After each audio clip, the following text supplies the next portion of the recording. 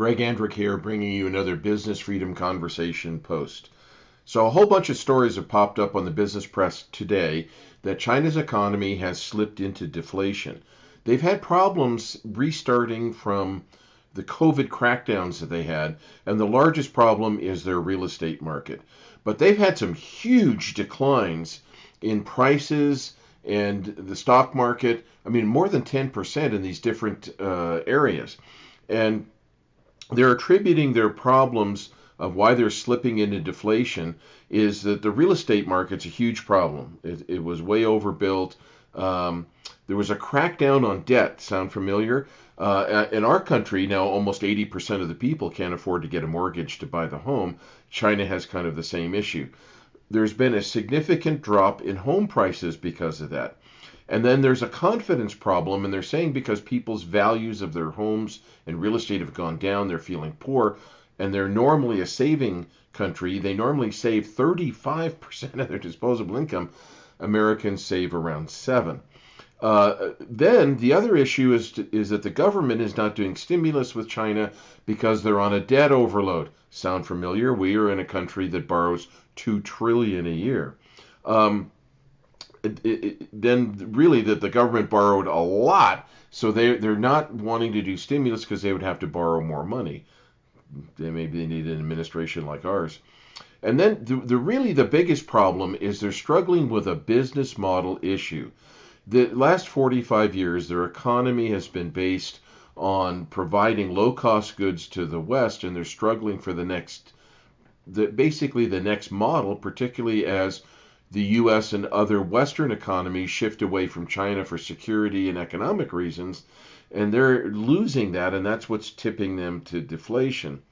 The pandemic crackdown was probably more severe than ours and kind of overdone, so it's put them in this very bad situation. And then the latest thing is that they did a crackdown on IPOs and literally ended all of the major IPOs. So I'm giving you this video because we have all of the same circumstances that could happen here. And I think you need to look at this and see what you might do with your business so these same things happen. We're not too far off in all these areas like real estate, the stock market, deflation. We're an economy of winners and losers. So I hope you'll enjoy this. This is Greg Andrick, the Business Freedom Conversation. I'll catch you on the next one. Supposed to be the year that China's economy came roaring back. What we've had instead are signs that this economy is struggling. 就确实消费比以前少一些。现在老百姓都挺穷的，没有钱。Faltering growth, soaring youth unemployment rates, an economy on the brink of deflation. After decades of a stunning economic rise, China's challenges are mounting. So what's going on with the $18 trillion economy, and why does it matter to the rest of the world? There were COVID restrictions all across the country. When those restrictions ended, everyone expected consumers would come back and spend, factories would start making product again, and China would once again be the global motor for growth. China's economy losing further momentum. Okay, they are out, and not good. All right. China slowing down, of course, affects Asia, affects the world. When we talk about why the economy is slowing now, there's 3 things I would point to. 1, there's a problem with the real estate market here. The government identified that there was a bubble in property about 2 or 3 years ago and started to take steps to try and deflate that bubble. For decades, China's booming property market has meant that owning a property is a surefire way of increasing your personal wealth. The problem was the crackdown on the property sector, cracking down on how much debt it had, happened very intensively and far faster than the economy could really catch up with. What's happened as a result, though, is now in 2023, you've seen a very dramatic, in some places, drop in home prices. 就是买什么都跌，房产也不知道能不能增值。就是想把自己手里所有的房子一个都不留，都卖掉。That leads to the second point I would make, which is about confidence. When those home prices fall, even if people are not earning less in terms of salary, they are feeling poor. At the beginning of the year, as China reopened its borders, we were expecting to see a big flood of consumer spending, what we call revenge spending. And we did see that happen for quite some time, at least the first few months of the year. But now what's happening is that we're seeing that consumer spending start to drop off. And one of the reasons why is because we're seeing people save their money rather than spend it. The third thing I would point to is debt. 10, 15 years ago, when the economy slowed, the government had a very good playbook, was to borrow at the local level and build more roads, more ports, more airports, more infrastructure. That would lead to more demand for things like cement and steel. But now, today, there's way too much debt at the local level already, and so the government is looking for new ways to get the economy going again. How did China become the world's second largest economy? It all goes back to 1978. That's when Deng Xiaoping was in charge.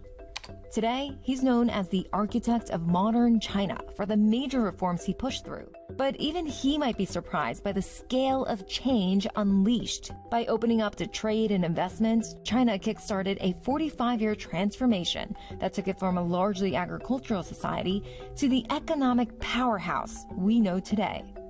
So even though there's a lot of concern about growth here in China, I think it's important to remember that the economy is still growing. In the first half, the economy grew 5.5%, and most economists are still expecting China's GDP to increase by about 5% in 2023. For any other country, they would be ecstatic by a growth pace of that speed. But here in China, the problem is relative to the past. Now, I've been a journalist here in China since 2003, and back then, regularly, the economy was growing 10%, 11%, 12%. In the second quarter of 2007, the economy here grew 15%. And so relative to that, it feels much slower now. 我国经济长期向好的基本面没有变，对高质量发展有坚定的信心。 The major problem here is that, China's moving off its old economic growth model, but it hasn't moved comfortably into what's next. China's economic model has been incredibly successful at providing low-cost goods to the West. That's lifted hundreds of millions of people within China out of poverty. And the model continues to do that. But what it seems to be struggling with now is getting past that middle-income trap. A lot of this infrastructure investment in particular has led to a lot of overcapacity, and it's led a lot of these local governments to take on debt that they haven't really been able to figure out a way out of right now. Restoring confidence is key. Businesses have been battered by years of pandemic controls and crackdowns that Beijing is now struggling to unwind in a bid to bolster growth. The first sign of trouble came in China's tech sector in November 2020. All we know so far, China has suspended both the Shanghai and the Hong Kong IPOs. Fintech giant Ant Group, a unit of billionaire Jack Ma's empire, was gearing up for what was set to be the world's biggest IPO. But just days before going public, Chinese authorities pulled the plug. That started a chain of events that shook the markets. These were unprecedented, sweeping clampdowns on the private sector, everything from property and education, as well as technology. That wiped out billions in market value for many companies, as well as the wealth of certain billionaires too. To reassure investors, Beijing has been sending the message that it's back open for business with the world, rolling out the red carpet for the likes of JP Morgan's Jamie Dimon and Elon Musk after years of a tough operating environment under Xi Jinping. But the Chinese government knows that getting the private sector back up and running is really critical if it wants to restore growth in the economy. 全年我们有望实现原来年初确定的经济增幅5%左右的目标，这将不断地扩大市场规模，创造合作机会，为世界经济的复苏和增长提供源源不断的动力。 Challenges on the diplomatic front, especially between China and its great rival, the U.S., have also made investors wary, clouding the economic outlook. Despite U.S. officials flying to Beijing in recent months to reset trust and ties, the two superpowers remain at odds over issues ranging from Taiwan to access to high-end tech. Already we're seeing a move to, the U.S. would say, de-risk from Chinese supply chain. There is an increased move among Western multinationals to try and address that by buying more of their goods from places like India or countries in Southeast Asia. But if the relationship with the West is going to cut China off from some of these key new technologies, that's going to be trouble in the long run. The U.S. and China are the world's two biggest economies. The value of the trade of goods between them surpassed $690 billion in 2022.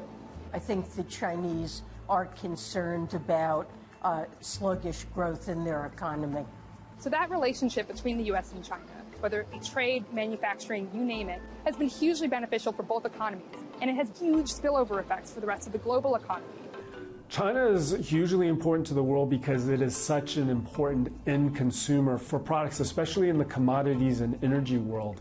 So if China's economy is not going to recover the way that the world had hoped, it's going to mean other countries are going to find it harder to find markets where they can sell their goods and services to. In a connected world where we live, that's going to have a ripple effect across the globe.